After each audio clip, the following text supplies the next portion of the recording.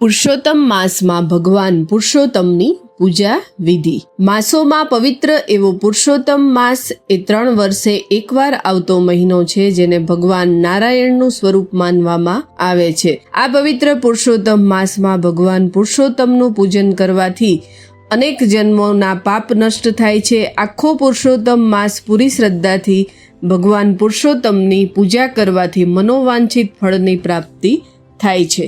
પુરાણો અનુસાર પુરુષોત્તમ માસના પ્રથમ દિવસે એટલે કે સુદ એકમના દિવસે પુરુષોત્તમ ભગવાનની પૂજાનો સંકલ્પ કરનારે, વ્રત કરનારે સૂર્યોદય પહેલા સ્નાન કરી સ્વચ્છ થઈ ભગવાન પુરુષોત્તમની મૂર્તિની સ્થાપના કરવી, ભગવાનની મૂર્તિના બંને ગાલે પૂજા કરનારે જમણા હાથથી સ્પર્શ કરી ભગવાન પુરુષોત્તમનું ધ્યાન કરવું અને ભગવાનની પ્રતિમાને કહેવું કે હે પૂરણ પુરુષોત્તમ ભગવાન, આપ પધારો એમ બોલીને ભગવાનને આસન આપવું।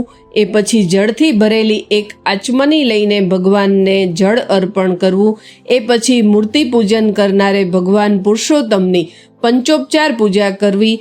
પછી ભગવાન પુરુષોત્તમને પીતાંબર પહેરાવી ચંદન, ચોખા અને તુલસી અર્પણ કરીને ફૂલ ચડાવીને ભગવાનને નમસ્કાર કરવા। નમસ્કાર થઈ ગયા પછી ભગવાનને ધૂપ, દીપ, નૈવેદ્ય, જળ અને મુખવાસ અર્પણ કરવા। એ પછી જે પણ કાર્ય માટે ભગવાનની પૂજા કરી હોય તેની પ્રાર્થના ભગવાનને કરવી અને ભગવાન પુરુષોત્તમને કહેવું કે જો મારાથી કોઈ ક્ષતિ રહી ગઈ હોય તો મારા આ પૂજનથી તેને પૂર્ણ માનજો।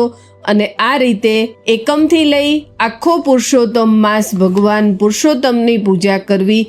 આ રીતે પૂરો માસ જો શ્રદ્ધાથી ભગવાન પૂરણ પુરુષોત્તમની મૂર્તિ પૂજા કરવામાં આવે તો તે વ્યક્તિના બધા જ મનોરથ પૂર્ણ થાય છે। આ રીતે પૂજા કર્યા પછી મહિનાના છેલ્લા દિવસે ભગવાન પુરુષોત્તમનું આ મૂર્તિ પૂજન વ્રત ઉજવવું।